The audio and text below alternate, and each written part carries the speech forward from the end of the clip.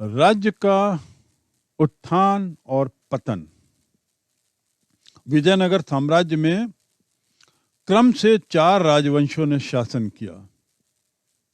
विजयनगर साम्राज्य में 4 राजवंशों की बात आती है। पहला वंश कहलाता है संगम वंश। इस वंश के शासकों ने 1336 से 1485 तक शासन किया, यानी लगभग 150 वर्ष। पहला शासक हरिहर 1336 से 1354, दूसरा बुक्का 1354 से 1378, तीसरा हरिहर द्वितीय जिसने 1378 से 1406 तक शासन किया। हरिहर ने रायचूर द्वीप पर अधिकार करने के लिए बहमनी पर आक्रमण भी किया, पर फिरोज शाह बहमनी ने उसे पराजित कर दिया। इस वंश का चौथा शासक था देवराय प्रथम, जिसने 1406 से 1422 तक शासन किया, और इसी के काल में इटली का यात्री निकोलो कॉन्टी विजयनगर आया था, जिसका वर्णन बहुत महत्वपूर्ण है ऐतिहासिक दृष्टि से। निकोलो कॉन्टी। पांचवा शासक संगम वंश का ही देवराय द्वितीय कहलाया, जिसने 1422 से 1446 तक शासन किया, और इसके काल में एक और बहुत महत्वपूर्ण, ऐतिहासिक दृष्टि से बहुत महत्वपूर्ण यात्री भारत आया, जो ईरान से आया। उसका नाम था अब्दुल रज़ाक। निकोलो कॉन्टी के बाद अब्दुल रज़ाक की यात्रा का विवरण बहुत महत्वपूर्ण है।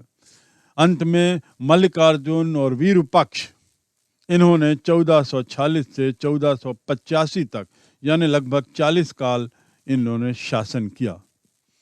संगम वंश के बाद अगला वंश है सालुव वंश, जो 1486 से 1505, महज 20 साल का शासन इस वंश का रहा, और इसके संस्थापक थे नरसिंह सालुव।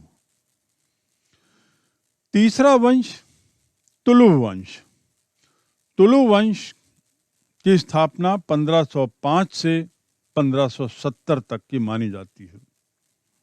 इस वंश का संस्थापक और प्रथम शासक वीर नरसिंह तुलुव था, जिसने 1509 तक शासन किया, मात्र 4 वर्ष।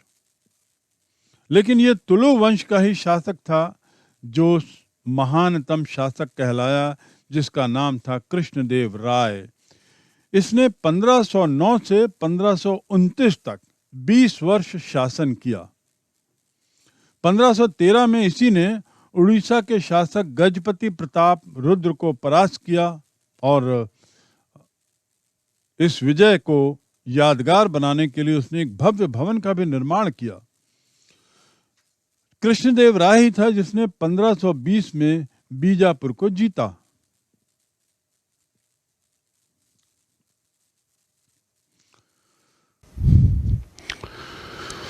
राज्य के यदि उत्थान की बात करें, या यदि उत्थान की बात करते हैं, तो कृष्णदेव राय, इसकी उपलब्धियों पर नजर डालना जरूरी है।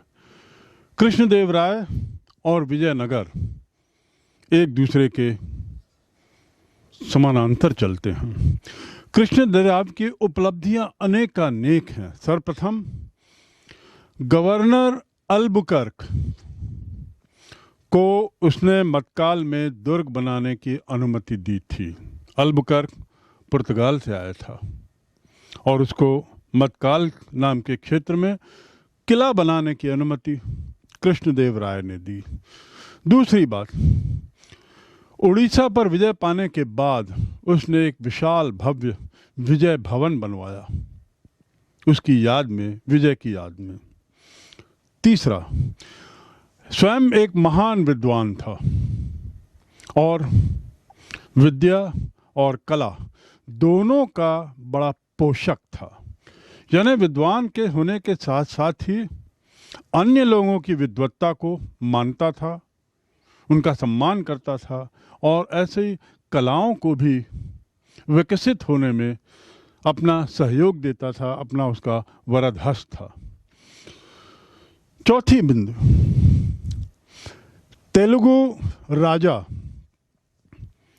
और उसकी राजनीति पर उसने एक ग्रंथ लिखा जिसका नाम है अमुक्त मद्याल्य। अमुक्त मद्याल्य यह ग्रंथ उसने तेलुगु राजनीति पर लिखी और उसके साथ ही संस्कृत नाटक का भी सृजन किया। संस्कृत नाटक का नाम था जांजवती कल्याणम।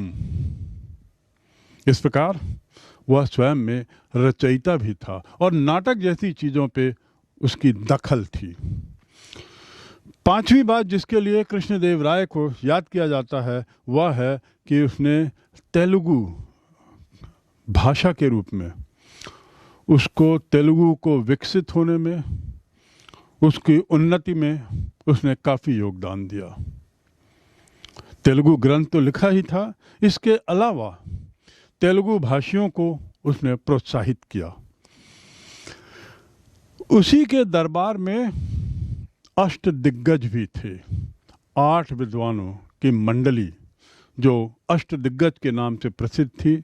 उसने स्वयं यह नाम दिया था और अपने स्वयं को वह आंध्र भोज कहता था। आंध्र भोज अपने स्वयं को वह कहता था। तो इस प्रकार वह विद्वान स्वयं था और विद्वत्ता का सम्मान भी करता था। जहां तक जन कल्याण की बातें करें तो 7वां बिंदु है कि उसने अनेक तालाब, अनेक नहरें बनाई ताकि कृषि का विकास हो। यानी समाज के लिए भी उसने काफ़ी प्रयास किया और खेती के विकास के लिए उसने अनेक तालाब, नहरें बनवाई। इसके बाद उस दौरान एक अप्रिय कर लगता था विवाह कर, जो लोगों में लोकप्रिय नहीं था, स्वाभाविक है। तो उसने उस कर को हटा दिया। यह एक अच्छा जन कल्याणकारी कदम था। नौवां, स्वयं ने 2 विवाह किए। उसकी 2 रानियां थीं, एक तो तिरुमला और दूसरा चिंता देवी। तिरुमला और चिंता देवी 2 उसकी रानियां थीं। 10वां बिंदु जिसके कारण वह विशेष रूप से जाना जाता है, जैसा मैंने बताया कि वह कला में और विद्या में लोगों का सम्मान करता था, उसी प्रकार स्थापत्य कला यानी भवन निर्माण कला, मंदिर निर्माण कला को भी उसने बहुत प्रोत्साहित किया। उसने इतना प्रोत्साहित किया कि अनेक भवनों का, भव्य मंदिरों का निर्माण हुआ ही हुआ। इसके साथ ही उसने बहुत से मंदिरों में गोपुरम बनवाए। गोपुरम यानी बड़े बड़े प्रवेश द्वार। तो ये गोपुरम का निर्माण उसके काल में बहुत हुआ। अपनी स्वयं की माँ के नाम पर उसने एक नगर बसाया जिसका नाम था मंगलपुर। मंगलपुर नाम का नगर उसने अपनी माँ की स्मृति में बसाया। इसके बाद विट्ठल स्वामी मंदिर, हजारा मंदिर और पंपा देवी मंदिर, ऐसा माना जाता है इसका निर्माण कृष्णदेव राय के काल में ही हुआ था। रायचूर दोआब क्षेत्र जिसकी मैंने चर्चा पूर्व में की है, वहां पर इसी ने अपने काल में अधिकार किया। इस प्रकार कृष्णदेव राय इन 12-13 बिंदुओं के कारण बहुत प्रसिद्ध हुआ और विजयनगर, जिसे आज इस विशाल रूप में हम जान सक रहे हैं, इसकी स्थापना या इसके विशाल होने का काफी कुछ श्रेय कृष्णदेव राय को ही जाता है। पुर्तगाल के यात्री एडवर्डो बारबोसा और डोमिंगोस पेज कृष्णदेव राय के शासनकाल में आए थे। इन दोनों ने ही राजा कृष्णदेव राय के व्यक्तित्व एवं चरित्र की प्रशंसा की है। पेज ने विजयनगर की तुलना तो रोम से की है, जो इटली का और दुनिया का सबसे बड़ा भव्य शहरों में माना जाता था। वहाँ की वैभवशाली परंपरा और विश्व का सर्वोत्तम नगर, ऐसा पेज ने अपने यात्रा वृत्तांत में लिखा है। कृष्णदेव राय ने अपने ग्रंथ अमुक्त माल में राजा के व्यापार संबंधी दायित्व का वर्णन किया है कि राजा को कैसे व्यापार के संबंध में भी जिम्मेदारी लेनी चाहिए। और उसने लिखा है कि एक राजा को अपने बंदरगाहों को सुधारना चाहिए, वाणिज्य को इस तरह प्रोत्साहित करना चाहिए, कॉमर्स को इस तरह प्रोत्साहित करना चाहिए कि घोड़े, हाथी, रत्न, चंदन, मोती और अन्य चीज़ों का आयात किया जा सके, खुले तौर से आयात किया जा सके। साथ ही कृष्णदेव राय ये भी कहते हैं कि राजा का ये भी दायित्व है कि वह उन विदेशी नाविकों की भी देखभाल करे, भली भांति देखभाल करे, जो तूफान, बीमारी या थकान के कारण यहाँ उतरे हैं। इस वंश का तीसरा शासक था अच्युतदेव राय, जिसका शासनकाल 1530 से 1542 माना जाता है। अच्युतदेव राय, इसके काल में पुर्तगाली यात्री जिसका नाम नुनीस था वह आया। तो कृष्णदेव राय भारत आया और मिंगोस पई व फर्नांडो नुनीस, इनकी यात्रा के वृत्तांत के आधार पर ही सीवेल ने द फॉरगॉटन एम्पायर लिखा है, जिसका जिक्र मैंने पूर्व में किया है, और ये बताया है कि द फॉरगॉटन एम्पायर एक तरीके से विजयनगर साम्राज्य के लिए एक पहली आधिकारिक पुस्तक, प्रामाणिक पुस्तक साबित हुई थी।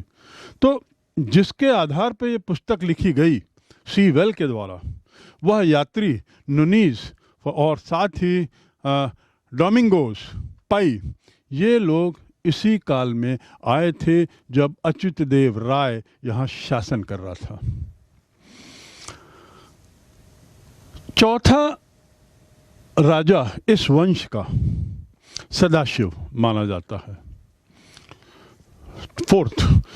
ये 1542 से 1570 इसका काल है, और सदाशिव के समय ये बड़ा स्पष्ट था कि वह मात्र एक नाम मात्र का शासक है, कहने को वो शासक है। असली शासन तो उसके प्रधानमंत्री के पास था, और प्रधानमंत्री का नाम था राम राय, जो वास्तव में शासन चलाता था, जिसके हाथ में वास्तव में लगाम थी प्रशासन की, और यह तो केवल नाम मात्र का था, नाम मात्र का ये राजा था। ये राम राय ही था प्रधानमंत्री जिसने बहमनी राज्यों में फूट डालने की कोशिश की और ऐसी नीति अपनाई जिसे हम कह सकते हैं फूट डालो और राज करो। इस समय बहमनी साम्राज्य 5 भागों में विभाजित था। पहला भाग बीजापुर आदिल शाही वंश, इसके संस्थापक थे यूसुफ आदिल शाह, 1489 में इसकी स्थापना हुई। दूसरा भाग गोलकुंडा, जिसके संस्थापक थे कुली कुतुब शाह, और इसीलिए यहाँ के संस्थापक वंश का नाम भी कुतुब शाही वंश कहा गया। कुली कुतुब शाह ने 1512 में इस भाग की स्थापना की। तीसरा क्षेत्र बहमनी साम्राज्य का वह था बीदर का बरीद शाही वंश का शासन, जिसके संस्थापक थे अली बरीद। 1526 में इसकी स्थापना हुई। यह वही वर्ष है जिस समय मुगल वंश की स्थापना दिल्ली में हुई। चौथा वंश है बरार का इमाद शाही वंश। बरार क्षेत्र का इमाद शाही वंश, जिसके संस्थापक थे फतह उल्लाह इमाद शाह 1484 में। और पांचवा और अंतिम भाग बहमनी साम्राज्य का अहमदनगर कहलाता था। वहाँ के वंश निजाम शाही वंश के लोग कहलाते थे, और इस निजाम शाही वंश और अहमदनगर के संस्थापक थे मलिक अहमद, जिन्होंने यह की स्थापना 1490 में की। दुर्भाग्य से इसकी यह नीति ज्यादा नहीं चल पाई। जब बहमनी के सुल्तानों को ये समझ में आया कि राम राय कुछ ऐसे प्रयास कर रहा है जिससे कि वह फूट डाल सके, तब उन्होंने निर्णय लिया कि अब एकजुट होएं। और इस प्रकार अहमदनगर, उसके अलावा बीजापुर और तीसरा गोलकुंडा, जो 3 भागों में बहमनी का हिस्सा था, अहमदनगर, बीजापुर और गोलकुंडा, यहाँ के सुल्तानों ने एकजुट होने का निश्चय किया और राम राय को सबक सिखाने का निश्चय किया, जिसके लिए 1565 में उन्होंने तालीकोटा का युद्ध किया। यह युद्ध बहुत प्रसिद्ध माना जाता है, बैटल ऑफ तालीकोटा, तालीकोटा का युद्ध 1565। इस युद्ध में राम राय के नेतृत्व में जो सेना थी वह पराजित ही नहीं हुई, बल्कि विजयनगर शासन ही एक तरीके से समाप्त हो गया, एक तरीके से विजयनगर ही समाप्त हो गया। और इसका श्रेय पूरा राम राय को दिया जाता है, जिसकी नीति ने बहमनी के इन 3 शासकों को एकजुट होने का मौका दिया। और अहमदनगर के जो शासक थे निज़ाम शाह तो इतना क्रोधित था कि उसने राम राय का सिर काट के उसे एक भाले में लटकाया और चारों तरफ इसके उस भाले को कटे हुए सिर के साथ उसको पूरे शहर में घुमाया। यह एक बड़ी दर्दनाक घटना थी और इसके साथ ही राम राय का तो पतन हुआ ही, जैसा मैंने कहा, विजयनगर का भी विनाश हो गया। चौथा शासक या चौथा वंश अरविदु वंश कहलाता है। अरविदु वंश, जिसका काल 1570 से 1615 तक का है। ये अरविदु वंश विजयनगर की पतन के बाद स्थापित हुआ था और इसके संस्थापक का नाम था तिरुमाल। तिरुमाल इसके संस्थापक का नाम था। आपको याद होगा कि कृष्णदेव राय की एक पत्नी का नाम तिरुमाला था। तो आप याद करने के लिए समझ सकते हैं कि ये जो चौथा वंश आया, अरविदु वंश, इसका जो संस्थापक था उसका नाम भी तिरुमाल था। इस वंश में विजयनगर से शासन नहीं किया क्योंकि तो तहस नहस हो चुका था, बल्कि पेनकोंडा और चंद्रगिरी, इन 2 जगहों से इस वंश के लोगों ने 1615 तक अपना शासन चलाया।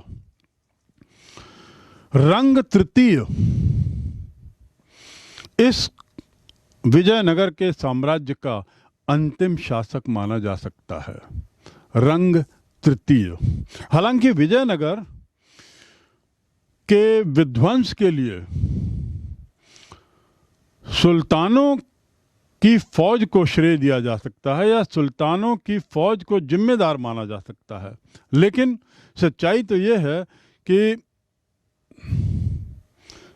सुल्तानों और रायों के बीच में जो धार्मिक वैमनस्य था या जो धार्मिक विषमता थी, दोनों एक हिंदू थे एक मुस्लिम थे, कभी कभी उसको भी विजयनगर के पतन का कारण माना जाता है। यद्यपि इसमें कोई सच्चाई नहीं है, क्योंकि देखा जाए तो कृष्णदेव राय जो वहाँ का सर्वश्रेष्ठ शासक था, सर्वप्रसिद्ध शासक था, कृष्णदेव राय ने सुल्तानों में सत्ता के कई दावेदारों का समर्थन किया। यानी वो सुल्तानों के प्रति उसका कोई विद्रोह नहीं था या कोई उसके सामने ऐसा कोई भावना नहीं थी। उसने तो कई सुल्तानों को समर्थित भी किया और उसके साथ इनको समर्थन देते उसने अपने को स्वयं को यवन राज्य की स्थापना करने वाला ऐसा बताने की कोशिश की। यवन राज्य की स्थापना करने वाला ऐसा उसने अपना विरुद्धारण, अपना नाम रखने की कोशिश की और उसके लिए गौरवशाली महसूस किया।